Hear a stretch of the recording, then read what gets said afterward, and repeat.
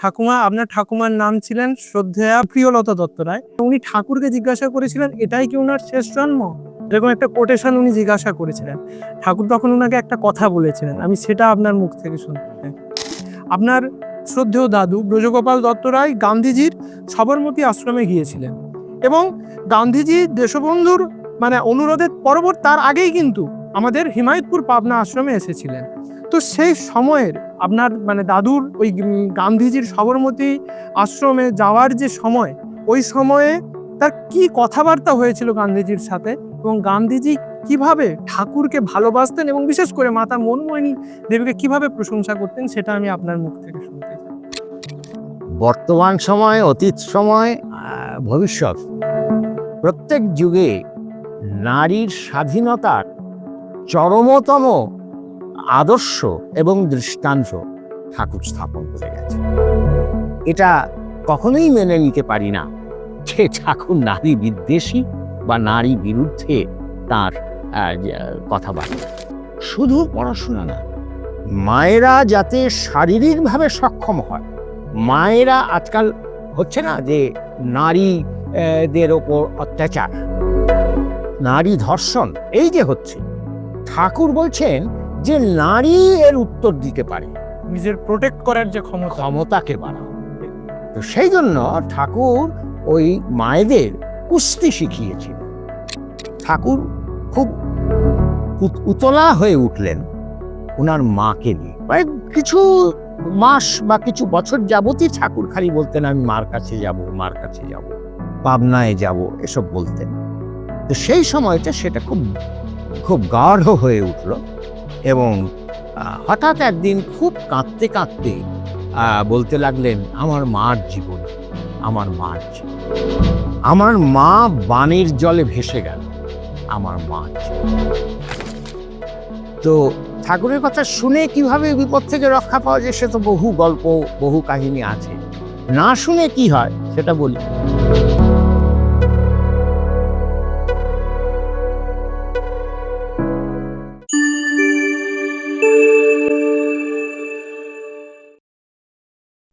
জয়গুরু। আজকে জীবনীয় আলোচনা পডকাস্টে আমরা এমন এক ভক্ত জীবনের কথা শুনব, যিনি সেই সময়কালে সৎসঙ্গের সহ সম্পাদক ছিলেন এবং শ্রী শ্রী ঠাকুরের নানান লেখনী তার লেখা দ্বারা আমরা জানতে পারি। সেই ভক্ত জীবনের নাম হচ্ছেন শ্রদ্ধেয় ব্রজগোপাল দত্ত রায়, যিনি শ্রী শ্রী ঠাকুরের অমোঘ ভক্ত এবং নানান লেখনী এবং নানা বিষয় আমরা শ্রী শ্রী ঠাকুরকে নিয়ে যা অধ্যয়ন করি, পঠন পাঠন করি, তার বেশিরভাগ অংশই তিনি লিখেছেন এবং বলতে গেলে প্রারম্ভিক যুগ বা সৎসঙ্গের আদি যুগের এবং হিমায়তপুর আশ্রমের বা পাবনা আশ্রমের তখনকার সময়কালের সৎসঙ্গের আদি যুগ থেকে যে ভক্তের কথা আমরা প্রায়ই শুনতে পাই, তিনি হচ্ছেন শ্রদ্ধেয় ব্রজগোপাল দত্ত রায়। তো আজকে আসুন তারই বিষয় এবং পরম প্রেমময় শ্রী ঠাকুর অনুকূলচন্দ্রের অনেক বিষয় নিয়ে আমরা এই পডকাস্টটি করব। আজকে আমাদের সাথে উপস্থিত আছেন সেই শ্রদ্ধেয় ব্রজগোপাল দত্ত রায় ভক্ত জীবনের পরম পৌপুত্র শ্রদ্ধেয় প্রীতিগোপাল দত্ত রায়, যিনি একজন লেখক এবং একজন সাহিত্যক এবং একজন সুবক্তা। আমরা তার মুখ থেকে এবং নানান বিষয় শ্রদ্ধেয় ব্রজগোপাল দত্ত রায় এবং শ্রী শ্রী ঠাকুরের ভক্ত ভগবান সঙ্গের যে বিষয় আমরা তুলে ধরবো আপনাদের কাছে। আসুন শুরু করি। জয়গুরু, আমাদের জীবনীয় আলোচনা পডকাস্টে আপনাকে স্বাগত জানাই। জয় গুরু। আমার প্রথম প্রশ্ন আপনার কাছে, আমরা সৎসঙ্গের যখন আদি যুগের কথা বলি তখন সবাই আমরা পাবনা হিমায়তপুরের কথাই মেনলি বলি, কারণ পাবনা হিমায়তপুর ঠাকুরের জন্মস্থান এবং ঠাকুরের তীর্থভূমি। তো সেই আদি যুগের শুরুতেই যে ভক্ত জীবনের কথা আমরা বেশিরভাগই শুনতে পাই, তার নাম হচ্ছেন শ্রদ্ধেয় ব্রজগোপাল দত্ত রায়, যিনি আপনার দাদু। তো আপনার দাদু সম্বন্ধে আপনি যদি প্রথম শুরু করেন যে উনি কেমন ছিলেন এবং উনার জীবনকে আমরা ওনার লিখিত বিষয়কে নিয়েই আমরা কিন্তু ঠাকুরকে এত বুঝতে পারি, তো উনি আপনার চোখে উনি কেমন ছিলেন? আমার ঠাকুরদার কে তো আমি বহুদিন দেখেছি। এখন কিরম দেখেছি জানো? এই সেটা আমার দাদার তখন ছোট বয়স, অল্প বয়স। ঠাকুর বাংলোতে মানে দেওঘরে তখন থাকতেন। তো একদিন দুপুরবেলায় আমার ঠাকুরদা ওই ঠাকুর বাংলোর যে সিঁড়িগুলো, সেই সিঁড়ির ওপর দাঁড়িয়ে আনমনা হয়ে তাকিয়ে আছেন আকাশের দিকে, এবং ওই তিনি সবসময়ই ওই ঠাকুরের যে বইপত্র লিখতেন, তো ঠাকুরের জীবনী ইত্যাদি, সেই নিয়ে ভাবনা চিন্তা তার চলত। তা আমার দাদা তখন খুব ছোট, সে দাদা তখন গিয়েছেন আমার ঠাকুরমার সঙ্গে দেওঘরে। আচ্ছা, আমাদের বাসা ছিল বারাসাতে। আগে তো গিয়ে দাদুকে দেখে দৌড়ে গিয়ে দাদুকে ধরে বলছে, দাদু দাদু দাদু। আমার ঠাকুরদা এই বালকটিকে দেখে বলছেন, কে তোর দাদু? যা ওদিকে, যা ওদিকে, বোধহয় তোর দাদু আছে। মানে তিনি এতটাই বিভোর হয়ে আছেন মানে যে নিজের নাতিকেও তিনি চিনতে পারছেন না। এবং আমার ঠাকুরমা তখন বললেন, কি গো, তুমি তোমার নাতিকেই চিনতে পারছো না? তখন ঠাকুরদার হুঁশ এলো, বলে, ও তোমরা আইছো নাকি? এরকম জানা ছিল না যে ওরা আসবে। তো এইরকম আমরা দেখেছি। আবার হুসেনি লজে থাকতেন আমার ঠাকুরদা ওই দেওঘরে।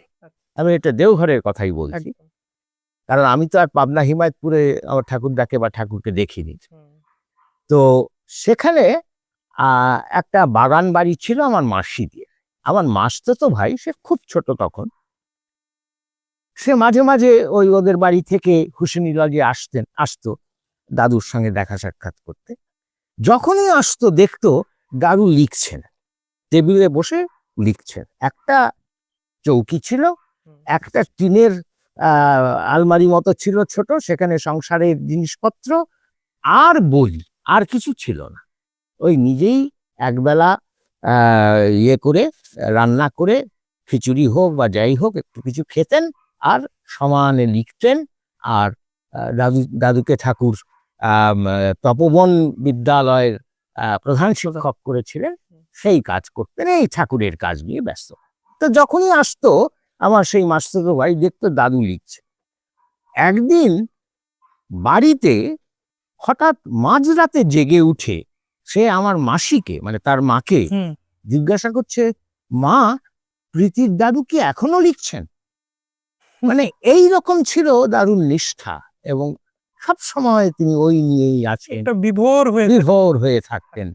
তিনি যেন আমাদের সঙ্গে আছেন কিন্তু না, এইরকম একটা অবস্থা। এই আমার দাদুকে দেখেছি আর কি, সারাটা জীবন তার ওই একজনকে দিয়ে দেওয়া জীবন।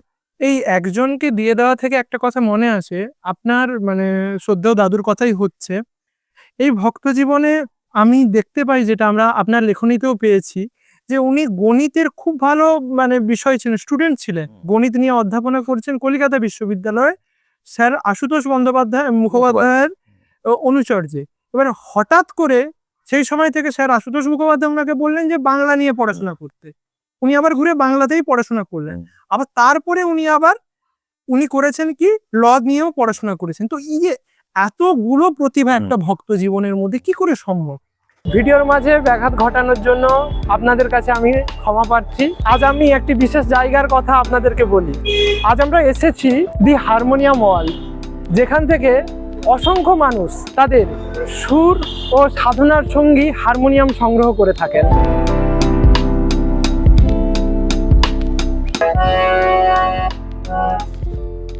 এই প্রতিষ্ঠানটির কর্ণধার আমাদের গুরু ভাই শ্রদ্ধেয় রূপক পোদ্দার দাদা, যিনি আমাদেরকে এই ভিডিওর স্পন্সর করে আমাদের পাশে দাঁড়িয়েছেন। আমরা আগেও বলেছি, এই ভিডিও তৈরি করতে আমাদের অনেক পরিশ্রম ও ব্যয় হয়, তাই এমন সহৃদয় মানুষের সহযোগিতা আমাদের অনেক দূর এগিয়ে নিয়ে যেতে সাহায্য করে। দ্য হারমোনিয়াম ওয়ার্ল্ড তাদের নিজস্ব ব্যান্ড RPGM এর মাধ্যমে ভারত সহ বিশ্বের বিভিন্ন স্থানে তাদের হারমোনিয়াম পাঠিয়ে থাকেন। আর একটি বিশেষ অফার, আমাদের চ্যানেলের দর্শকরা যদি এখানে এসে হারমোনিয়াম নিতে চান তাহলে প্রিয় পরম সৎসঙ্গ চ্যানেলের নাম বললে আপনারা পেয়ে যাবেন বিশেষ 5% ডিসকাউন্ট। এই বিষয়ে বিস্তারিত আমাদের ভিডিও ডেসক্রিপশনে দেওয়া রইল। এবার চলুন ফিরে যাই আমাদের মূল আলোচনায়। হ্যাঁ, আমার দাদু ইয়ে ছিলেন, গণিতের ছাত্র ছিলেন কলকাতা বিশ্ববিদ্যালয়ে স্যার আশুতোষ মুখার্জির। স্যার আশুতোষ মুখার্জি তিনি তো একটা সংস্কারক, শুধু ভাইস চ্যান্সেলর নয়, একটা সংস্কারক। তো তিনি বিশ্ববিদ্যালয়ে প্রথম বাংলায় এমএ আনার চেষ্টা করছেন। তখন তো ইংরেজি আমল, বাংলায় এমএ ছিল না। আচ্ছা, তো চেষ্টা করবেন, তখন ইংরেজির সময়টা চলছে চলছে তখন। হ্যাঁ, তখন বাংলা এমএর ইয়ে ছিল। তো সেইটা চেষ্টা করছেন এবং সেই চেষ্টার ফলশ্রুতি হিসেবে তিনি বাংলায় এমএ আনার ইয়ে পেলেন, আনতে পারেন তিনি। কিন্তু সরকার থেকে বলা হলো যে নেক্সট যে পরীক্ষা এমএর, তখন আর 6 মাস 7 মাস বাকি, সেই পরীক্ষায় তোমার স্টুডেন্ট দেখাতে হবে, তাহলে এই বাংলা এমএটা চলবে, এটা বন্ধ হয়ে যাবে, নাহলে বন্ধ হয়ে যাবে। তখন আশুতোষ মুখোপাধ্যায়, তখনকার দিনেই এটা সম্ভব ছিল, তার প্রিয় ছাত্র যারা কয়েকজন ছিলেন, তার মধ্যে আমার ঠাকুরদা একজন, তারপরে ইংরেজি বিভাগের একজন ছিলেন, এদের বললেন যে তোমাদের বাংলায় এমএ দিতে হবে। তখন ওই 6-7 মাস অধ্যয়ন করে, পাঠ করে আমার ঠাকুরদা এবং আরো কয়েকজন বাংলায় এমএ, অঙ্কের ছাত্র হয়েও বাংলায় এমএ করলেন। এবং আমার ঠাকুরদা ফার্স্ট ক্লাস সেকেন্ড হয়েছিলেন। তখন এদের বাংলায় যারা পড়িয়েছিলেন তার মধ্যে স্বনামধন্য হচ্ছেন দীনেশ সেন, দীনেশ চন্দ্র সেন, রামায়ণী কথা। এবং পরবর্তীকালে ঠাকুরের কাছেও তিনি এসেছিলেন আমার ঠাকুরদার আমন্ত্রণে।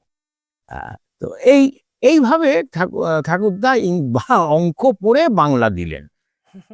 তারপরও পরবর্তীকালে হ্যাঁ বিএল, তখনকার দিনে তো ওই ওকালতিটা একটা অত্যন্ত ভালো জীবিকা হিসেবে খুব ভালোভাবে নেওয়া হতো। এবং ময়মনসিংহে তিনি ওকালতিও করেছেন। মানে এটা কিভাবে সম্ভব? ওনার জন্ম কিন্তু ময়মনসিংহের পটভূমি থেকে। হ্যাঁ, তারপরে এসে উনি কলকাতাতে পড়াশোনা করে, আবার ময়মনসিংহে তিনি ওকালতি করতেন। অবশ্যই ময়মনসিংহে গিয়ে ওকালতি, ময়মনসিংহ জাজেস কোর্টে ঠাকুরদা ওকালতি করতেন।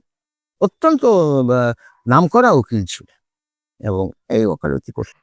এখানে এবার একটা প্রশ্ন আপনাকে করতে মনে হয়, এই যে উনার জীবনটা চলছে, এত সুন্দর একটা গুণী স্টুডেন্ট, একটা গুণী ছাত্র, তারপর পড়াশোনার সাথে সাথে উনি ওকালতি করলেন, হঠাৎ করে এই ধর্মচারণ বা ধর্মের দিকে যে আকৃষ্ট এবং শ্রী শ্রী ঠাকুর অনুকূল চন্দ্রের প্রতি আকৃষ্টটা কিভাবে হলো? কিভাবে বলেন, ঠিক এইটা খুব মজার। আমার ঠাকুরদার 10 মাস বয়সে ঠাকুরমা মানে তার মা চলে গিয়েছিল, আর কৈশোরে পিতৃবিয়োগ হয়। কাজেই উনি ওই আমাদের জমিদারি ছিল, ওখানে ওই চাকরদের হাতেই মানুষ, কাজে স্নেহের কাঙাল ছিলেন, স্নেহটা পেতেন না, এই একটা ব্যাপার। আর একটু বয়স হবার পর থেকে ঠাকুরদার মধ্যে একটা ভগবত প্রেম, মানে ঈশ্বরকে পেতে হবে, এরকম একটা ভাবনা তার মধ্যে এসেছিল। তো এই দুটোর ফলে হতো কি, ঠাকুরদা আমাদের রাধা মদন মোহনের বিগ্রহ স্থাপিত ছিল আমাদের বাড়িতে, মানে পূর্বপুরুষদের। সেখানে মানে দরজা দিয়ে, মন্দিরের দরজা দিয়ে ঘন্টার পর ঘন্টা বসে থাকতেন, এবং যখন বেরুতেন তখন তার চোখ লাল, মানে কেঁদেছেন এতক্ষণ যে দেখা দাও, দেখা দাও। তো এইরকম অবস্থায় আমার ঠাকুরদা ঠিক করলেন যে কুলগুরু যিনি ছিলেন আমাদের, তার কাছে দীক্ষা নেবেন। এখন দীক্ষার দিনক্ষণও নির্দিষ্ট হয়ে গেল, এবং দীক্ষার জন্য যে প্রস্তুতি, যা যা কিনতে হবে, জোগাড় করতে হবে, সেগুলি করতে দিয়ে আমার ঠাকুরদা এলেন ময়মনসিংহ শহরে।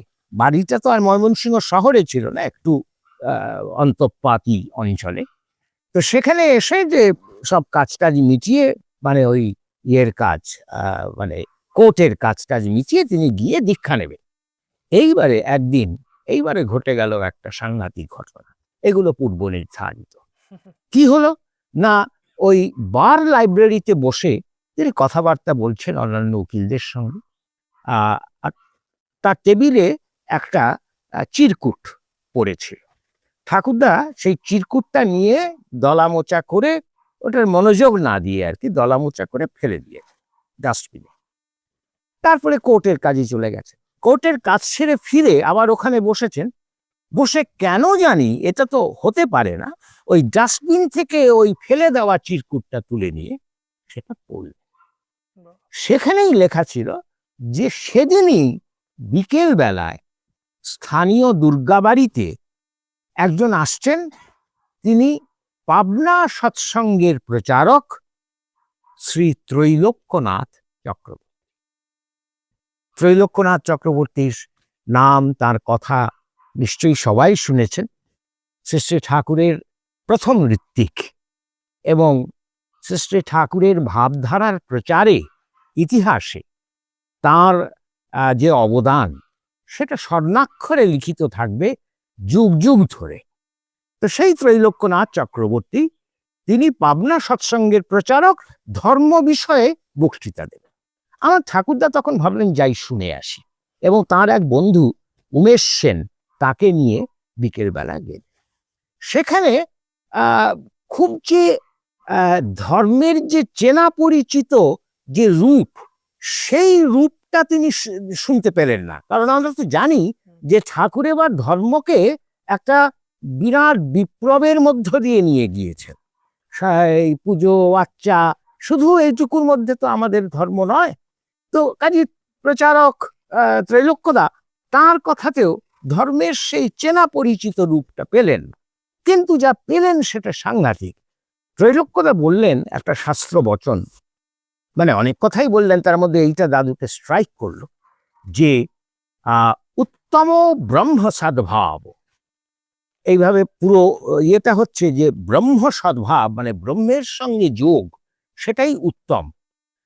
আর ধ্যান ও ভাবস্তু মধ্যম, ধ্যানের দ্বারা তার সঙ্গে যোগ, সেটা হচ্ছে মধ্যম।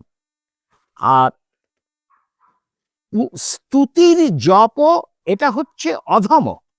তার স্তুতি জপ ইত্যাদি করে আমরা যে করি পূজা, সেটা অধম। আর বাহ্য পূজা অধমাধম। বাহ্য পূজা হচ্ছে এই মন্ত্র পড়ে ফুল দিয়ে এগুলোতে যে পূজার আচ্চা, এগুলো হচ্ছে অধমেরও অধম। তার মানে উত্তমটা কি তাহলে? ব্রহ্ম সদ্ভাব, ব্রহ্মের সঙ্গে প্রত্যক্ষ যোগ। আমার ঠাকুরদা ভাবলেন, তাহলে কি ইনি ব্রহ্মের সঙ্গে প্রত্যক্ষ যোগ করাতে পারেন একমাত্র সদ্গুরু? তাহলে কি তিনি সদ্গুরুর সন্ধান পেয়েছেন? এই বক্তৃতার পরে আমার ঠাকুরদা গিয়ে ত্রৈলোক্যদার সঙ্গে কথাবার্তা বললেন অনেকক্ষণ। ত্রৈলোক্যদা 3টে বই গিয়েছিলেন ঠাকুরদাকে, যে এই 3টে পড়ুন, তারপরে কথা হবে। কি? 1 হচ্ছে সত্যানুসরণ, 2 হচ্ছে অমিয় বাণী, আর 3 হচ্ছে পুণ্যপুঁথি। এই 3টে বই বাড়িতে নিয়ে এসে একসঙ্গে আর কি, হ্যাঁ, আমার ঠাকুরদা পড়ে শেষ করলেন। এবং পড়ার পরে আমার ঠাকুরদা আর কোনো অবিশ্বাস রইল না যে ইনি সদ্গুরু, এবং পেয়েছি সত্য, লোভিয়াছি পথ। এইবার কি হবে? দীক্ষার ইয়ে তো তৈরি হয়ে আছে কুলগুরুর কাছে। ঠাকুরদা বাড়িতে ফিরে কুলগুরুকে বললেন যে আমি সদ্গুরুর সন্ধান পেয়েছি। কুলগুরুকে এসে বলছেন। কুলগুরু বললেন যে যদি সদ্গুরুর সন্ধান পেয়ে থাকো, তাহলে তার কাছেই তুমি দীক্ষা নাও। এই হচ্ছেন কুলগুরু। ঠাকুর কিন্তু এই কুলগুরু চেয়েছেন, একদম বলেছেন যে তিনি কুলগুরু বা আচার্য বা এরকম যে অন্যান্য গুরু আছেন, তাদের কাজই হচ্ছে সদ্গুরুর দিকে নিয়ে যাওয়া। তা সদ্গুরুকেই যদি পাওয়া যায়, তাহলে তার কাছেই দীক্ষা। সঙ্গে সঙ্গে কুলগুরু কিন্তু সেটা করে, আদর্শ কুলগুরু। এবং তারপরেই ওই ত্রৈলোক্যদার কাছে, এটা হচ্ছে 1923 মানে 1330-এর ফাল্গুন মাসে আমার ঠাকুরদা দীক্ষা নিলেন। দীক্ষার আগে ঠাকুরমাকে বললেন যে আমি দীক্ষা নিচ্ছি, তোমাকে নিতে হবে না, কারণ দীক্ষা মানেই কিন্তু নিরামিষ। এটা হচ্ছে সব একটা তখন সৎসঙ্গের এটাই চল ছিল।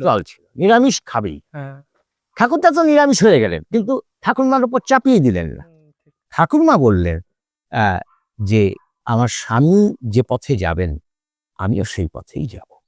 ঠাকুরমা এবং ঠাকুরদা দুজনে মিলে দীক্ষা নিয়ে, এই হচ্ছে ঠাকুরদার দীক্ষার ব্যাপার। এটা যেন পূর্ব নির্ধারিত, না হলে একটা চিরকুট, ওই চিরকুটের ওপরেই কিন্তু সবটা নির্ভর করে আছে গল্পটা।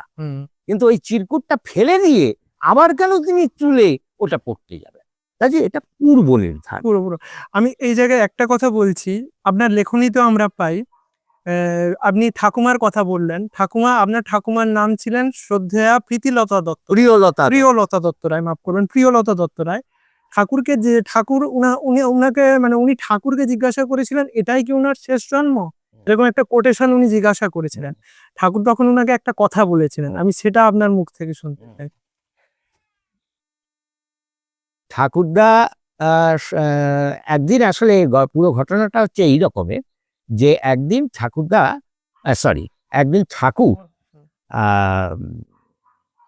বলছেন যে 500 বছর পরে কাকে কোথায় রাখবেন সে বিষয়ে চিন্তা করছে। এরকম একটা ব্যাপার হয়েছে। আমার ঠাকুরমা তখন জিজ্ঞাসা করলেন যে আচ্ছা ওনাকে আপনি কি কাজ দেবেন? তখন ঠাকুরদা বললেন, আমি ভুল বলছি, তখন ঠাকুর বললেন ওর এটাই শেষ জন্ম। আপনার ঠাকুমাকে আমার ঠাকুরমাকে বললেন, প্রিয়লতা দত্ত রায় হ্যাঁ, মহোদয়াকে বললেন। ঠাকুরমা তাতে কিন্তু খুশি হতে পারলেন না এই কথাটা শুনে। হ্যাঁ, ঠাকুরমা বললেন এটাই শেষ জন্ম? হ্যাঁ, এটাই ওর শেষ জন্ম। এই জন্মটাও হয়েছে তুই চেয়েছিলি বলে। হ্যাঁ, তো এই যে তারপরে অবশ্য ঠাকুর যোগ করলেন যে তবে পরম পিতার কাজে যখন যেখানে দরকার তখন সেখানে আসবে। তিনি আবার ধরিয়ে একটু যে আবার এটা খুব সুন্দর প্রসঙ্গ। আচ্ছা, আমরা একটা প্রসঙ্গের এর সাথে আরেকটা জিনিস না বললেই নয়। সৎসঙ্গের সাথে আমরা মানে গান্ধীজির কথা আমরা অনেকেই মানে তুলনা করি, এবং এটা নিয়ে নানান মানুষের নানান কৌতূহলী প্রশ্ন এবং নানান ভাবে এটা নিয়ে ব্যক্ত করার একটা প্রবণতা থাকে। আপনার নানান প্রসঙ্গ নিয়ে পড়াশোনা করেও যেটা দেখতে পাই, আপনার শ্রদ্ধেয় দাদু ব্রজগোপাল দত্ত রায় গান্ধীজির সবরমতী আশ্রমে গিয়েছিলেন, এবং গান্ধীজি দেশবন্ধুর মানে অনুরোধের তার আগেই কিন্তু আমাদের হিমায়তপুর পাবনা আশ্রমে এসেছিলেন। তো সেই সময়ের আপনার মানে দাদুর ওই গান্ধীজির সবরমতী আশ্রমে যাওয়ার যে সময়, ওই সময়ে তার কি কথাবার্তা হয়েছিল গান্ধীজির সাথে, এবং গান্ধীজি কিভাবে ঠাকুরকে ভালোবাসতেন এবং বিশেষ করে মাতা মনমোহিনী দেবীকে কিভাবে প্রশংসা করতেন, সেটা আমি আপনার মুখ থেকে শুনতে চাই। এটা এই বিষয়ে আমি যেটুকু জেনেছি, আমার ঠাকুরদার কাছ থেকেও যেটুকু জেনেছি, আসলে হতো কি, এই ঠাকুরদারা এরা যারা ঠাকুরের কাজ নিয়ে ব্যস্ত থাকতেন, খুব বেশি যে তারা আমাদের সঙ্গে বলতেন চলতেন তা তো না, তবে এই মাঝে মাঝে যেটুকু যা জানতে পারতাম আর কি। আমরা যেটুকু জেনেছি সেটা হচ্ছে যে তখন তো প্রচারের কাজে এই ঠাকুরের এই যে ঋত্বিকেরা তারা তো দেশে দেশে ঘুরে বেড়াতেন। আমার ঠাকুরদা একেবারে বম্বে থেকে বর্মা এই বিস্তীর্ণ যে অঞ্চলে তিনি যাজন কার্য করেছেন। তার মধ্যে একবার বম্বেতে গিয়েছিলেন, তো গিয়ে যেখানেই যেতেন সেখানে তো যারা প্রধান ব্যক্তিত্ব তাদের কাছে তারা যেতেন। তো সেখানে বম্বেতে গিয়ে ঠাকুরদা গিয়েছিলেন ওই সবরমতী আশ্রমে। সবরমতী আশ্রমে যাওয়ার পর গান্ধীজির যে অফিস, যে সেক্রেটারি, তাদের কাছে বলেছেন যে আমি এরকম দেখা করতে চাই, আমি পাবনা সৎসঙ্গ থেকে এসেছি। তো সেইটা গান্ধীজি তো ভেতরে, গান্ধীজির কাছে খবর গেল। গান্ধীজি শুনেই আর সমস্ত কিছু ফেলে রেখে বলে এক্ষুনি তাকে ডেকে নিয়ে এসো। এর থেকে বোঝা যায় যে কতটা এই পাবনা সৎসঙ্গ সম্পর্কে ছিলেন অবগত এবং শ্রদ্ধা করতেন। তো ঠাকুরদা গিয়ে উপস্থিত হতেই এটা আমি শুনেছি যে গান্ধীজি প্রথম প্রশ্ন করলেন, মা কেমন আছেন? মা মানে মা মানে ঠাকুরের জননী দেবী, মনমোহিনী দেবী। এখন এর থেকে বোঝা যায় যে মায়ের কতটা প্রভাব গান্ধীজির ওপর পড়েছিল।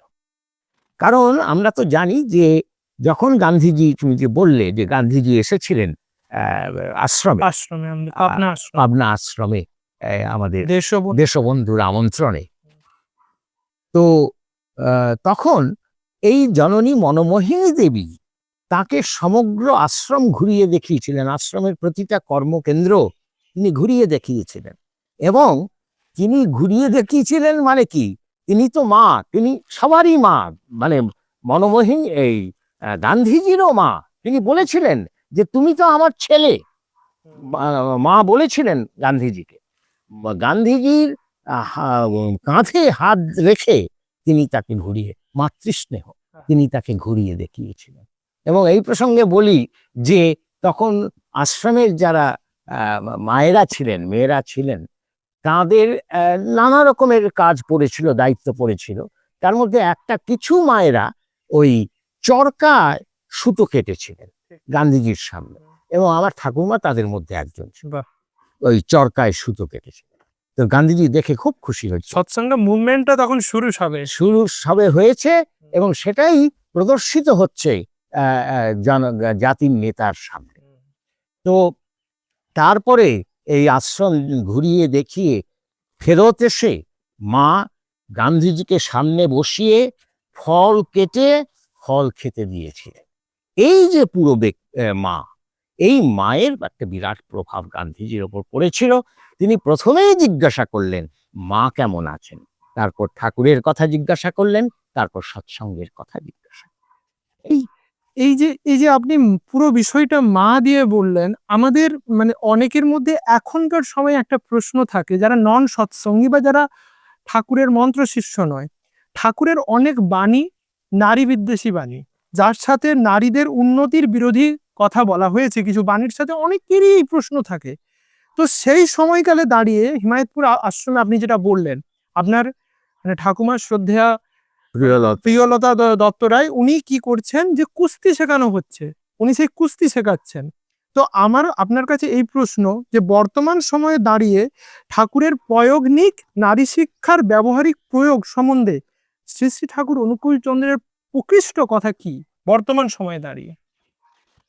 বর্তমান সময়, অতীত সময়, ভবিষ্যৎ, প্রত্যেক যুগে নারীর স্বাধীনতার চরমতম আদর্শ এবং দৃষ্টান্ত ঠাকুর স্থাপন করে গেছে। এটা কখনোই মেনে নিতে পারি না যে ঠাকুর নারী বিদ্বেষী বা নারী বিরুদ্ধে তার কথাবার্তা। তুমি শিক্ষার কথা বললে, শিক্ষা, ঠাকুর 3 বছরে ম্যাট্রিক পাশের পরিকল্পনা করলেন, যে ম্যাট্রিক পাস, আমরা তো 10 বছর পড়াশোনা করি, তিনি বললেন 3 বছর পড়াশোনা করলেই সম্ভব, আর কিছু দরকার। এবং সেইটা মায়েদেরও তার মধ্যে ইনক্লুড করে দিলেন। এবং একটা দিনের ডিসিশনে মাতৃবিদ্যালয় তৈরি হয়ে গেল। মানে এটারও একটা বিরাট কাহিনী আছে, যে শ্রদ্ধেয় পঞ্চানন সরকার, তার সঙ্গে ঠাকুরের কথা হচ্ছে, ঠাকুর বলছেন যে ওই মেধা টেধা ওগুলো কিছু না, মেধার প্রয়োজন নেই, একটা রদামালকেও আপনি 3 বছরে ম্যাট্রিক পাস করাতে পারবেন কিনা সেটা বলেন। তখন পঞ্চানন্দা বলছেন যে তা, কারণ দেখছেন যে ঠাকুর তো ছাড়ছেন না কিছুতেই, ওটাই খালি শুনতে চাইছেন। তখন পঞ্চানন্দা বললেন চেষ্টা করে দেখলে হয়। পঞ্চানন্দা কিন্তু অধ্যাপক এবং শিক্ষা বিষয়ে একজন পারঙ্গম ব্যক্তি। আচ্ছা, চেষ্টা করে দেখলে হয়। সঙ্গে সঙ্গে ঠাকুর বললেন করবেন চেষ্টা, দেব স্কুল খুলে। এইভাবে বলছেন, জোর করছেন। এই বলে এটা হলো হয়তো দুপুরের কথা, বিকেলে স্কুল খুলে গেল, ঠাকুর ব্যবস্থা করে দিলেন, গাছের তলায় ব্ল্যাকবোর্ড, চক, আর প্রচুর সামনে মায়েরা সব বসে আছে। পঞ্চানন্দা গিয়ে এটাই দেখলেন। এই যে মায়েরা, এরা কারা? এরা তখনকার দিনের গৃহবধূ, তারা কিন্তু তখন পড়াশোনার করার কোনো চলই ছিল না তাদের, এবং তারা এক একজন হয়তো নাম সইও করতে পারেন না। তাদের 3 বছরের মধ্যে ম্যাট্রিকের জন্য উপযুক্ত করে দিতে হবে। কি সাংঘাতিক কাজ! পঞ্চানন্দা এসে বলছেন, এটা একদিনের কথা বলছি না, এটা বহুদিনের মধ্যেই এই ঘটনাগুলো ঘটছে। ঠাকুরকে বলছেন যে, ঠাকুর আমি বোঝাই এক, ওরা বোঝে আরেক। যেমন লম্ব, লম্ব কিভাবে এই জিনিসটা, কনসেপ্টটা কিছুতেই বোঝাতে পারছি না। বোঝাতে পারছিস না, নিয়ে আয়। মাকে নিয়ে এলেন, বোধহয় সম্ভবত সরোজিনী মা বা এরকম কেউ, রমেনের মা। হ্যাঁ রমেনের রমেনের মা, রমন শর্মা, হ্যাঁ রমেনের মা। তো ঠাকুর বললেন যে একটা শিল নিয়ে আয়, নোড়া নিয়ে আয়। শিল নোড়া এলো। এইবার তিনি শিলের ওপর নোড়াটা লম্ব করে রাখলেন, বলে এটা বুঝতে পারছি? বলে হ্যাঁ, এটা আমি রোজ শিল নোড়া বাটি। বলে এইটারে কয় লম্ব। ব্যাস, ওই একবার বলা হলো, আর কোনোদিন সেই মা, রমেনের মা, তিনি আর ভুললেন না। তো এইভাবে ঠাকুর মানে মায়েদের শিক্ষিত করছেন, সেই সঙ্গে সঙ্গে শিক্ষকদেরও শিক্ষিত করছেন। কিভাবে শিক্ষা দিতে হয় সেইটা তিনি জানাচ্ছেন। তো এই যে আমার ঠাকুরমা, তাকেও এরকম পড়াশোনা করতে হয়েছে, এবং সেই পড়াশোনা বুঝতেই পারছো যে এক একজন মহিলা তাদের সংসারের সব কাজ বাদ দিয়ে পড়াশোনা করবে, তা তো নয়, সম্ভবই না। সংসারের সমস্ত কাজ করতে হচ্ছে। তারপর আশ্রমের কাজ আছে, যেমন মায়েরা ওই আশ্রমে যে ডায়নামো ছিল, ইলেকট্রিক ডায়নামো, সেই ডায়নামোতে জল দিতে হতো। সেই জল মায়েরা নিয়ে আসতেন কাঁখে করে, কলসিতে করে পদ্মা থেকে। এবং এই যে কাজগুলো, এগুলো তো অবহেলা করা যাবে, এইগুলো করে পড়াশোনা। তো সেইভাবে করেছেন, করে প্রথমবার পরীক্ষা দিলেন ওই 3 বছরে। 3 বছর যে পরীক্ষা দিলেন, সব কিছুতে পাশ করলেন, কিন্তু অঙ্কে ফেল করলেন। যদিও আমার ঠাকুরদাই অঙ্কের ইয়ে ছিলেন, ছাত্র ছিলেন, অঙ্কে ফেল করলেন। ঠাকুর বললেন আবার পরীক্ষা দিন। আবার সেকেন্ড ইয়ার মানে পরের বছর আবার পরীক্ষা দিলেন, সব পাশ করলেন, আবার অঙ্কেই ফেল করলেন। ঘুরে আবার সেই অঙ্কেই ফেল করলেন। ঠাকুরের কাছে গিয়ে মাথা নিচু করে দাঁড়িয়ে আছে। দেখো, এই যে এগুলি যে এরা করতেন না, এরা যা করতেন, এই মায়েরা বা আশ্রমের পুরুষেরা যা করতেন, সবটার কিন্তু উদ্দেশ্য একটাই ছিল। ওই পরীক্ষায় পাশ করব সেটা কিন্তু উদ্দেশ্য নয়, পরীক্ষায় পাশ করলে ঠাকুর খুশি হবেন, উদ্দেশ্য কিন্তু সেইটাই। কাজেই ঠাকুরকে তো খুশি করতে পারলাম না, সেই জন্য মাথা নিচু করে দাঁড়িয়ে আছেন। ঠাকুর এবার বললেন, হেসে বললেন, যা, আর পরীক্ষা দিতে হবে না, এবার থেকে আমারই পর। কি সাংঘাতিক কথা! এবার থেকে আমারই পর। আমার ঠাকুরমা তার স্মৃতিচারণে লিখে গিয়েছেন যে সেই থেকে পড়তে শুরু করেছি, আজও পড়া শেষ হলো না। আমরাও পড়ছি, আমরাও পড়ছি। কাজেই এই, আর শুধু পড়াশোনা না, মায়েরা যাতে শারীরিকভাবে সক্ষম হয়। মায়েরা আজকাল হচ্ছে না যে নারীদের ওপর অত্যাচার, নারী ধর্ষণ, এই যে হচ্ছে, ঠাকুর বলছেন যে নারী এর উত্তর দিতে পারে, নিজের প্রোটেক্ট করার যে ক্ষমতাকে বাড়াও। তো সেই জন্য ঠাকুর ওই মায়েদের কুস্তি শিখিয়েছিলেন। এবং আমার ঠাকুরমাও সেই মায়া মাসিমার যে বাড়ি ঘরটা ছিল, সেই মায়া মাসিমার পরিচয়, সেটা একটা অন্য প্রসঙ্গ, যাই হোক, সেই মায়া মাসিমার ঘরের পেছন দিকে একটা জমি ছিল, সেই জমি মায়েরাই পরিষ্কার করে নিয়ে কুস্তির আখড়া বানিয়ে সেখানে কুস্তি শিখতেন। এবং ঠাকুর যখন মায়েদের নিয়ে বসতেন, সাধারণত দুপুরে খাবার পর তার বরাদ্দ ছিল মায়েদের জন্য সময়টা, মায়েরা এসে বসতেন সেখানে, মায়েদের সমস্ত রকমের যা যা সমস্যা, যা যা প্রশ্ন, সব ঠাকুর মীমাংসা করে দিতেন। সেখানেই তিনি কিভাবে বড়ি করতে হবে, কিভাবে মোরব্বা করতে হবে, সেখান থেকে শুরু করে মাঝে মাঝে বলতেন, এই তোরা দুজনে কুস্তি লড়ত। ঠাকুরের সামনে ওইখানেই কুস্তি লড়তে হতো। ঠাকুর এইভাবে মায়েদের, মেয়েদের তৈরি করেছিলেন, এবং সেখানে যারা তৈরি হয়েছিলেন তারা এক একজন, তাদের কাউকে কাউকে তো দেখেছি, সেই নারী আমাদের নমস্যা এবং আমাদের সমাজে নারী স্বাধীনতার প্রতীক স্বরূপ। আমরা মানে আমার এই কথাটা শুনতে শুনতে একটা জিনিস মনে হচ্ছে যে বর্তমান সময়ে মেয়েদের এই যে ভাবনাটা মানে ঠাকুরমুখী, অনেকেই দেখেছে ঠাকুরকে নানান ধরনের বিদ্বেষী ভাবেই দেখে, কিন্তু তখন সেই সময়ের পটভূমি পাবনাতে, যেখানে মানে আমরা ভাবলেও অবাক লাগে যে মেয়েদেরকে বিবাহের পর জ্বালিয়ে দেওয়া হতো, তার স্বামী মারা গেলে সেই সময় হ্যাঁ। সতীদাহ প্রথাও সেই সময় আসেনি, তার আগে যদি ভেবে দেখি তো তখনকার সময় মায়েদেরকে এই যে শিক্ষা, আশা করি আমাদের এই ভিডিওর মধ্যে অনেকটা মানুষের কাছে অবগত হবে। আমি এর প্রসঙ্গে একটা প্রশ্ন যাই, আমরা যে বিষয় নিয়ে কথা বলছিলাম শ্রদ্ধেয় ভক্তজীবন ব্রজগোপাল দত্ত রায়, যিনি শ্রী শ্রী ঠাকুর অনুকূল চন্দ্র বলে 3টে গ্রন্থ মানে 3টে পাঠের রচয়িতা করেছেন।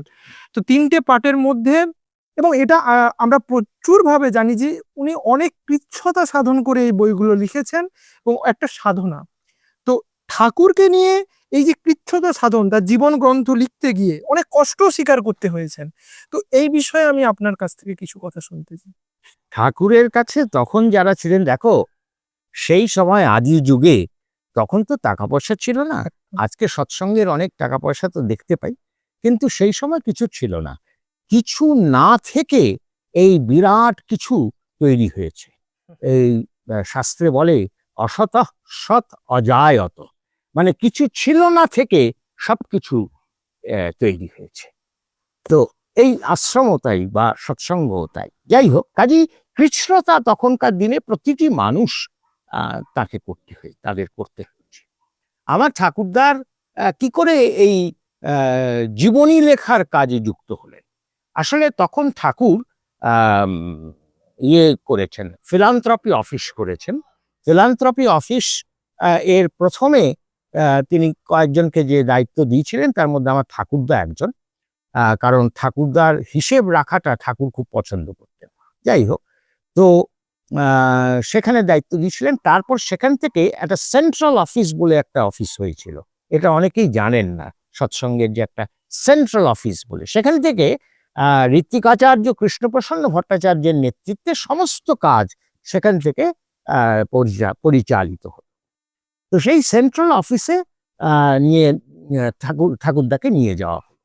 সেখানে কিছুদিন কাজের পর হঠাৎ একজন অত্যন্ত দায়িত্বশীল গুরু ভাই, তিনি ঠাকুরদাকে যাচ্ছে তাই ভাবে অপমান করলেন এবং ঠাকুরদা খুব মনের কষ্ট পেলেন, ব্যথা পেলেন এবং পদ্মার চরে এসে খুব কাঁদলেন। এবং ওই যে কষ্ট, যে দুঃখ বেদনা, তার সেই মুহূর্তেই তার মনে এলো যে আমি আর কোনো কাজ করব না, আমি শুধু ঠাকুরের কথা ভাববো আর লিখবো।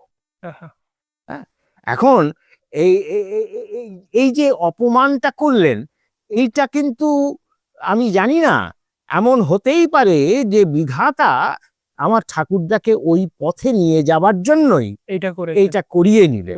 হ্যাঁ, তো কারণ আর কোনো ব্যাখ্যা পাওয়া যায় না, কারণ যিনি করেছেন তিনি ওই করার মতো লোক নন, কিন্তু তিনিই করেছেন। না হলে ব্যথাটাও তো বেশি হবে না। তো সেই এটা হয়েছে। তো যাই হোক, সেই যে তিনি আমার ঠাকুরদা পদ্মার চর থেকে ঘরে ফিরলেন, ঘরে ফিরে লিখতে শুরু করলেন। এই শুরু হয়ে গেল ঠাকুরের জীবনী। এবং ঠাকুরের জীবনী প্রথম যেটা বেরিয়েছিল 1939-এ, ঠাকুরের তখন 50 বছর বয়স, ওই সময় পর্যন্ত এটা একটা বিরাট বই, সাংঘাতিক বই। এবং সেই বইটা আজকাল ওই না তপবন ওইটা বের করে, ওটা তো 50 বছর অব্দি। এই 3 খণ্ড যেটা বলছে সেটা ঠাকুরের সম্পূর্ণ জীবন একদম। তো ওই বইটা গৌরাঙ্গ প্রেস থেকে বেরিয়েছিল। সে তার যা পাতা, তার যা ছবি, সে কল্পনাতীত। এবং এটা আবার রিপ্রিন্ট করেছে পাবনা আশ্রম, যেটা পাবনা সৎসঙ্গ, সেটা এখন রিপ্রিন্ট ওদের কাছে পাওয়া যাবে। তো যাই হোক, সেই বইটা 1939-এ বেরুলো। যখন বইটা প্রেসে চলে গেছে, কয়েক ফর্মা ছাপা হয়ে গেছে, তখন ঠাকুর একদিন আমার ঠাকুরদাকে ডেকে বললেন যে ব্রজগোপাল দা, আপনি আমার বিয়ের কথাটা লিখেছেন? তখন ঠাকুরদা বললেন, না ঠাকুর, বিয়ের কথা তো আসেনি। বলে, ওটা তো লেখা লাগে। এখন ঠাকুরের বিবাহ নিয়ে অনেক কথা বিতর্কিত, প্রচুর বিতর্কিত বিতর্কিত প্রশ্ন এটা প্রশ্ন আছে, আমাদের। সেটা আমি বিতর্কে যাচ্ছি না, কিন্তু বিতর্ক নেই আসলে। এটা যদি সত্যি সত্যি জানা যায়, সাহস নিয়ে যদি ফেস করা যায় প্রশ্নগুলো, তাহলে এর মধ্যে বিতর্ক কিছু নেই। তো ঠাকুরের যে বিবাহ বিজ্ঞান, যেটা ঠাকুর এবার প্রতিষ্ঠা করে গেলেন, তারই একটা একটা উদাহরণ হিসেবে ঠাকুরের এই বিয়েগুলো। এবং সেইটা ঠাকুরদা তখন কিভাবে লিখবেন? প্রেস তো ফর্মা ছাপা হয়ে যাচ্ছে, কিভাবে ঢোকাবেন? ঠাকুরদা তখন একটা উপসংহার বলে একটা নতুন চ্যাপ্টার যোগ করলেন একদম শেষে। শেষে এবং সেখানে লেখা আছে, দেখবে যদি ওই বইটা পাও, বা এই বইতেও আছে, যে এত এত অবধি আমরা 500 পাতা লেখা হইয়াছে, কিন্তু কিছুই তো বলা হইল না। এই বলে আবার নতুন করে ঠাকুরের আদর্শ, ঠাকুরের, তার মধ্যেই ঠাকুরের বিবাহ বিজ্ঞান, এগুলোকে নিয়ে, এই হচ্ছে মোটামুটি ভাবে ঠাকুরের জীবনী রচনার একটা ছোট্ট ইতিহাস। আর কৃচ্ণ সাধন, সে আর বলার কিছু নেই। ঠাকুরদা কি করেছিলেন, যখন লেখা চলছে পুরো দমে, তখন 1 মণ চাল মানে ধান কিনে এনে ঠাকুরমাকে দিয়ে বলেছিলেন, এই আমি রাখলাম, আর বাকিটা তুমি চালিয়ে নাও। কি করে চালাবো তা জানি না। কিচ্ছু জানা নেই, আমি লিখতে বসলাম। এই অবস্থায় তখন মানে পরার পরিধেয় কাপড় পর্যন্ত নেই। ঠাকুরমার 2টো শাড়ি ছিল, একটা শাড়ি একটু ছেঁড়া ছেঁড়া, সেটা পরেই তিনি ঘরে থাকতেন এবং স্নান করতেন এবং গায়েই সেটা শুকিয়ে নিতেন। আর একটা ধুতি কাপড়, সেটা হাফ করে, অর্ধেক পরতেন ঠাকুরদা, অর্ধেক পরতেন বাবা। এইভাবে 3 জনের সংসার তখন চলছে। একদিন এমন হলো যে আহারের কোনো ব্যবস্থা তো নেই। তখন এমনও দিন গেছে যে ওই শাক পাতা কিনে কুড়িয়ে এনে, তুলে এনে, ওই ঠাকুরমা তেলও নেই, কড়াইতে একটু মুচমুচে করে ভেজে সেই দিয়ে ভাত খেয়েছে। একদিন এমন হলো যে কিছুই আর নেই, এবং বাইরেও বেরোনোর উপায় নেই, পরিধেয় বস্ত্রের এমন অবস্থা। হঠাৎ গুরুপ্রসাদী দেবী, মানে ঠাকুরের বোন, তিনি এসে বলছেন যে, ব্রজগোপাল বাবা, দাদা কইল যে এগুলো ব্রজগোপালদার বাড়িতে দিয়ে আয়। এই বলে কিছু চাল, কিছু আনাজ এবং কয়েকটা কাপড় এটা দিয়ে গেলেন। ভগবানই ভক্তের ভার বহন করেন। হ্যাঁ, মানে আমাদের পরিবারের জীবনে একবার নয়, বহুবার আমরা পেয়েছি। এই হচ্ছে কৃচ্ছ্রতা। তো কাজেই এই কৃচ্ছ্রতার মধ্যে দিয়ে ঠাকুরদা, তার মধ্যেও ঠাকুরদার তো কোনো আর আয় ছিল না, সবই ছেড়ে দিয়ে তিনি চলে এসেছিলেন। তার মধ্যে শুধু ওই ক্যালকাটা ইউনিভার্সিটির খাতা দেখতেন, সেটার জন্য বছরে কিছু পাওয়া যায়, একটু সম্মানই পেতেন।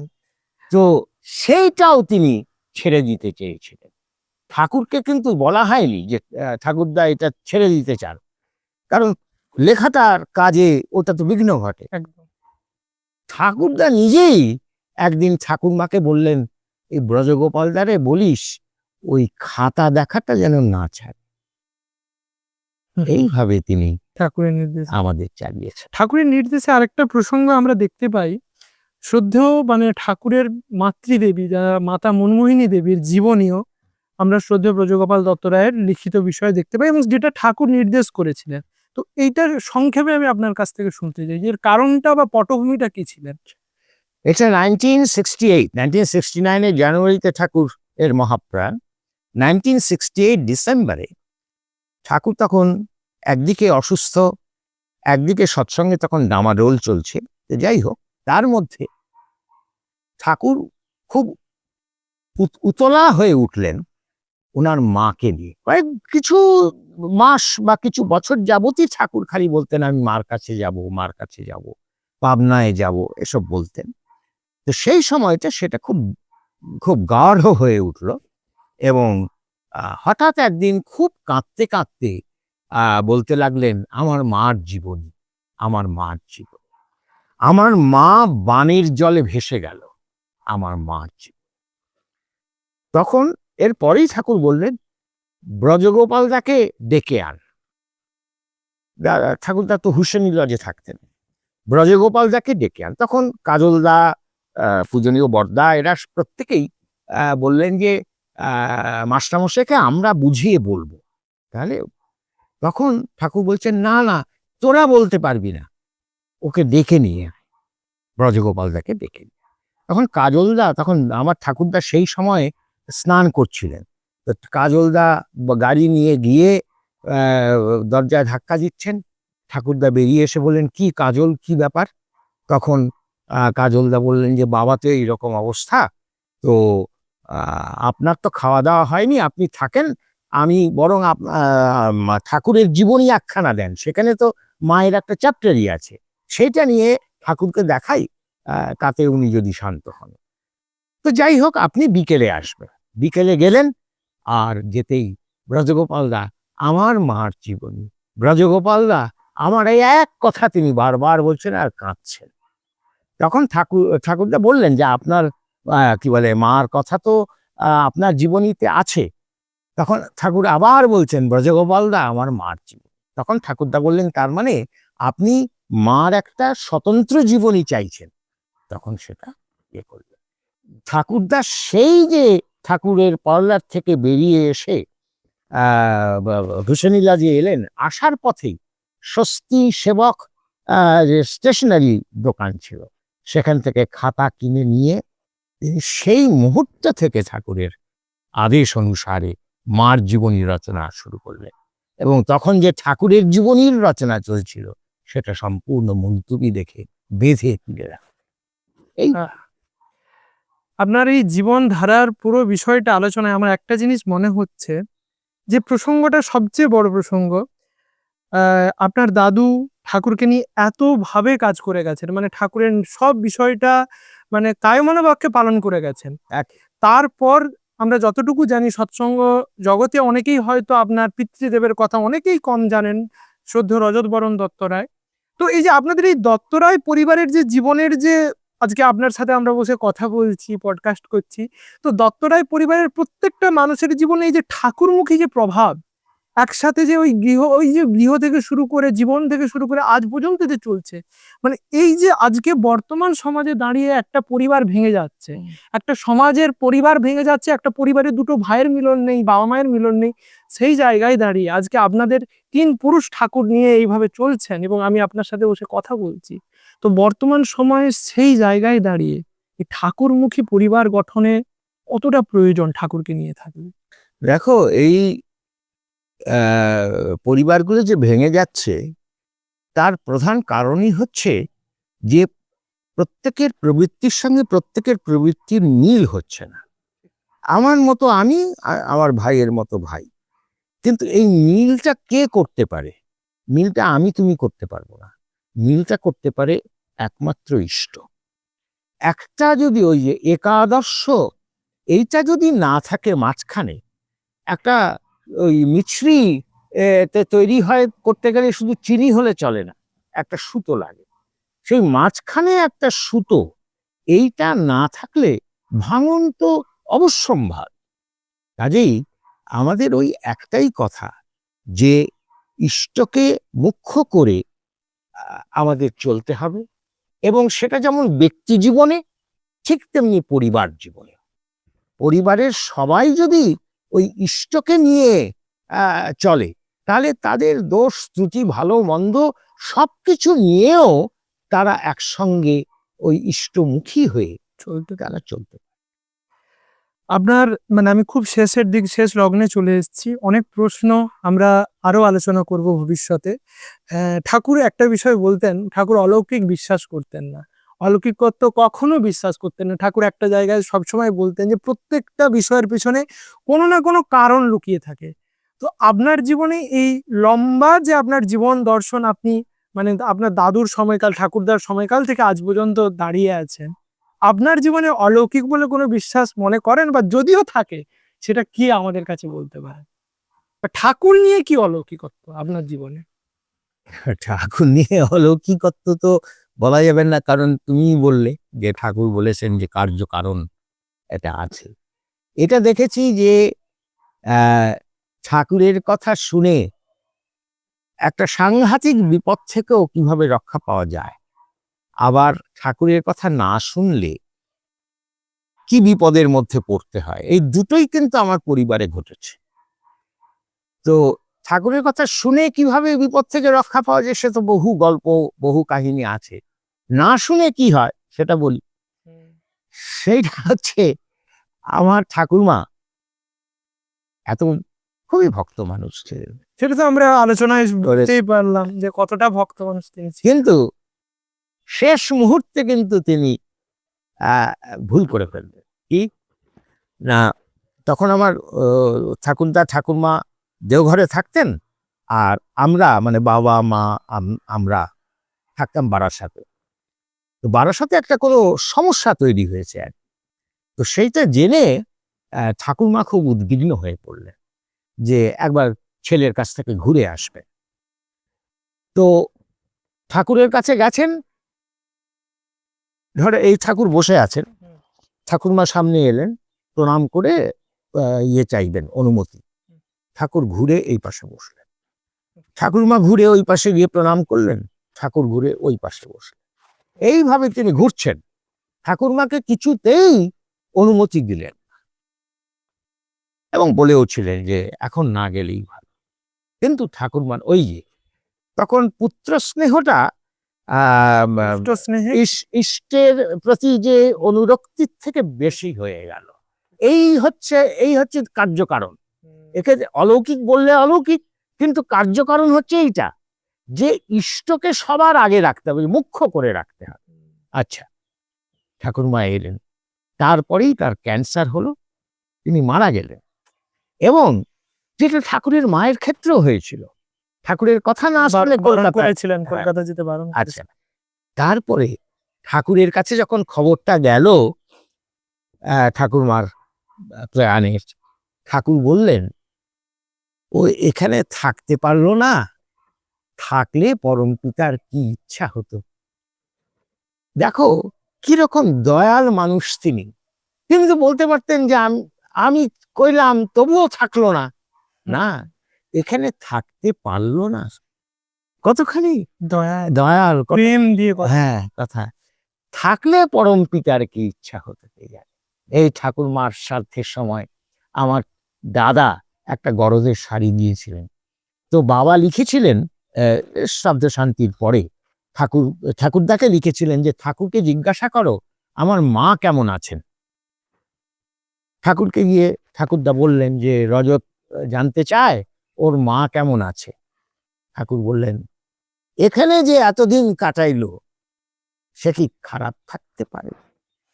এই তো সেদিন এসেছিল পরনে গরবের শাড়ি। চলে যাওয়ার পর কাজেই তিনি তো তার সঙ্গে তো পরিষ্কার তিনি দেখতে পাচ্ছেন, এর জন্য তিনি অন্তর্যামী। তিনি আসছেন। যারা যেমন আমরা গিয়ে তার কাছে আসছি, তেমনি যারা প্রয়াত আত্মা তারাও আসতেন এবং তাদের সঙ্গেও তার ভাব বিনিময় চল। আর সবচেয়ে বড় কথা যে ওই কথাটা ভরসার কথা, এখানে যে এতদিন কাটাইলো সে কি খারাপ থাকতে পারে। আমার একদম শেষ প্রশ্ন, আমরা অনেক বিষয় আলোচনা করলাম। আপনার প্রায় 3 পুরুষ ধরে ঠাকুরকে নিয়ে আছেন এবং বর্তমান এত কথাই আমি বললাম। বর্তমান ভারতবর্ষ এবং বর্তমান ভবিষ্যৎ এবং সৎসঙ্গের ভবিষ্যৎ, সবচেয়ে বড় কথা আজকে দাঁড়িয়ে আমরা যখন এই পডকাস্ট করছি, সৎসঙ্গেরও নানা মতনৈক্য ব্যাপার এবং নানা মতবাদের উপর দাঁড়িয়ে অনেক প্রশ্ন ফেস করতে হয় মানুষের কাছে। তো আপনার সেই পাবনার সময়কাল থেকে আজকে যে আপনি আজকে 3 পুরুষ আপনি বসে আছেন, তো সেই অবিকৃতভাবে যদি আমরা ঠাকুরের ধারাকে আমরা মানুষের কাছে পৌঁছাবো কেমন করে? ভবিষ্যতে এই প্রশ্ন প্রত্যেকের মনে থাকা উচিত যে অবিকৃতভাবে ঠাকুরকে নিয়ে আমরা চলবো কেমন ভাবে। এটা আপনার কাছে আমার শেষ প্রশ্ন, আর এটা আমরা সবাই শুনতে চাই। এটা মানে এটা খুবই তো ভাবনার বিষয়। এই যে মতানৈক্য চলছে বা এইসব, এগুলো হওয়ার কথা ছিল না, কিন্তু হয়েছে। যাই হোক, যা হয়েছে তা তো আর পাল্টানো যাবে না। সেটা কোনোদিন কিন্তু এটা কিন্তু সাময়িক, এই আমার বিশ্বাস, এটা সাময়িক। পরমপিতার কাজ পরমপিতা ঠিক করিয়ে নেবেন, সেখানে কেউ বাধা হতে পারবে না। আমি যদি বাধা হই, আমি সরে যাব, আমাকে সরিয়ে নেবেন তিনি, বা আমাকে ওই তাঁর স্রোতে মিশিয়ে নেবে, কিন্তু তাঁর স্রোতটাই শেষ পর্যন্ত গিয়ে গন্তব্যে পৌঁছবে। আর ঠাকুরকে নিয়ে তর্ক বিতর্ক করে কোনো লাভ নেই। ঠাকুরকে একটু ভালোবাসা, ঠাকুরকে যদি আমি ভালোবাসি তাহলে আমি সব প্রশ্নের উত্তর পেয়ে যাব। তিনি যে এত কথা বলে গিয়েছেন, তাকে ভালোবাসা ছাড়া যদি ওই কথাগুলো পড়ি তাহলে কিছু বুঝতে পারবো না, তাহলেই কিন্তু তর্ক বিতর্কে গিয়ে আমি মরব। কিন্তু তাকে ভালোবেসে, ভালোবাসাটা মানে কি? তাকে ভালোবাসা মানে যেমন ভাবে আমি আমার বলতে যাদের বুঝি। আমার এই প্রসঙ্গে মনে পড়লো, ঠাকুরমা একবার জিজ্ঞাসা করেছিলেন, ঠাকুর ইষ্ট কাকে বলে? ঠাকুর বললেন, তোমার অত্যাজ্য পরমাত্মীয় যিনি, তিনি ইষ্ট। তারপর নিজেই বুঝিয়ে বলছেন, তোমার আত্মীয় মানে তোমার নিজের বলতে যা, এরকম অনেক আছে, তোমার ছেলে, স্বামী, আর অনেকে আছে। তার মধ্যে শ্রেষ্ঠ যিনি, তিনি পরমাত্মীয়। এই পরমাত্মীয় যখন অত্যাজ্য হন, তাকে আর ত্যাগ করা যায় না, তখন তিনি হন ইষ্ট। কাজে আমরা আমাদের আমাদের ঠাকুরকে অত্যাজ্য পরমাত্মীয় করে নেওয়া, এইটা করে নিতে পারলে তখন কিন্তু আমরা ঠাকুরের সমস্ত কিছু খুব সুন্দর করে বুঝতে পারবো, কোনো অসুবিধে হবে না। কারণ ঠাকুর কোনো গাঁজাখুরি কথা বলে যাননি, কোনো পরস্পর বিরোধী কথা বলে যাননি, সবটাই সত্তার পরিচর্যার জন্য যা প্রয়োজন সেই কথা বলে গেছে। আর সত্তার পরিচর্যা আমরা সকলেই চাই, এই আমার মনে। খুব সুন্দর লাগলো। আর জয়গুরু আপনাকেও আজকে এই পর্যন্ত আমরা রাখলাম। আপনাদের যদি আরো কিছু প্রশ্ন থাকে এবং শ্রদ্ধেয় ব্রজগোপাল দত্ত রায় নিয়ে আপনাদের যদি নানান প্রশ্ন মনের মধ্যে আছে, আপনারা নিশ্চয়ই আমাদের কমেন্ট বক্সে আপনাদের মূল্যবান কমেন্ট মতামত দেবেন। এবং এই জীবনী আলোচনা পডকাস্টের আরো এরকম সুন্দর সুন্দর ভিডিও দেখার জন্য আপনারা সবাই প্রিয় পরম সৎসঙ্গ চ্যানেলকে সাবস্ক্রাইব করে নেবেন। এবং তাছাড়াও আমাদের ফেসবুক পেজ প্রিয় পরম সৎসঙ্গ চ্যানেলকে ফলো করতে ভুলবেন না। ও অডিও প্ল্যাটফর্মের মধ্যে স্পটিফাই অডিও প্ল্যাটফর্মে আমাদের প্রত্যেকটি এপিসোড আমরা আপলোড করছি। আপনারা ওখান থেকেও আপনাদের MP3 ফরম্যাটে, HD কোয়ালিটি MP3 ফরম্যাটে আপনারা অডিও প্ল্যাটফর্মের উপভোগ করতে পারবেন। সবাই এভাবে ভালো থাকুন, ইষ্টকে নিয়ে চলুন, আনন্দে থাকুন। জয়গুরু এবং আপনাকেও জয়গুরু। জয়।